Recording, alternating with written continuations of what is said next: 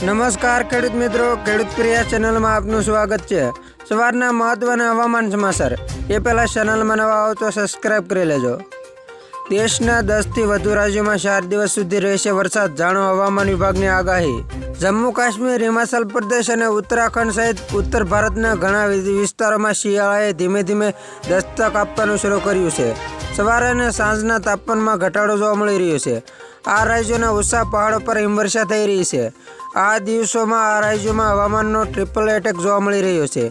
આ રાજ્યોમાં ઠંડી, હિમવર્ષા અને વરસાદના કારણે લોકોની મુશ્કેલીઓ વધવાની છે। વાસ્તવમાં વેસ્ટર્ન ડિસ્ટર્બન્સના કારણે પહાડી રાજ્યોમાં હવામાનમાં મોટા ફેરફારની શક્યતા છે। હવામાન વિભાગની આગાહી મુજબ જમ્મુ કાશ્મીર, લદ્દાખ, ગિલગિટ, બલ્ટિસ્તાન, હિમાચલ પ્રદેશમાં 31 ઓક્ટોબર અને 1 નવેમ્બરે વરસાદ પડશે। તે જ સમયે દેશના ઘણા રાજ્યોમાંથી ચોમાસાની વિદાય પછી પણ દક્ષિણ અને પૂર્વના ઘણા રાજ્યોમાં હજુ પણ વરસાદ પડી રહ્યો છે। હવામાન વિભાગે આજે પણ ઘણા વિસ્તારોમાં વરસાદની આગાહી કરી છે।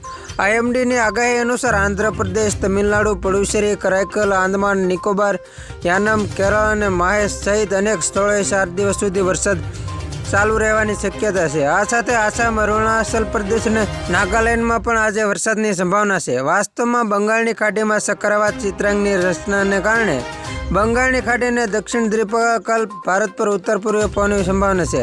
આના કારણે આજે 30 ઓક્ટોબરની આસપાસ દક્ષિણ પૂર્વ દ્વીપકલ્પ ભારતમાં ઉત્તર પૂર્વ ચોમાસાનો વરસાદ થવાની સંભાવના છે।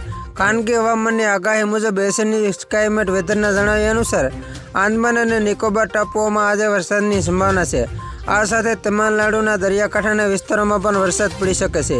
બીજી તરફ આંતરિક તમિલનાડુ અને દક્ષિણ કેરળમાં વરસાદની સંભાવના છે। દિલ્હી અને NCR પર હળવા ઉત્તર પશ્ચિમ સૂકા પવનો ચાલુ રહેશે, તેથી પ્રદૂષકોનું વિતરણ ઓછું થશે। દિલ્હી અને NCRનો હવા ગુણવત્તા શુષ્કાક ખૂબ જ નબળી શ્રેણીમાં રહેશે। ખેડૂત મિત્રો, ફરી વખત મળીશું નવી અપડેટ સાથે। ત્યાં સુધી જોતા રહો ખેડૂત પ્રિય યુટ્યુબ ચેનલ।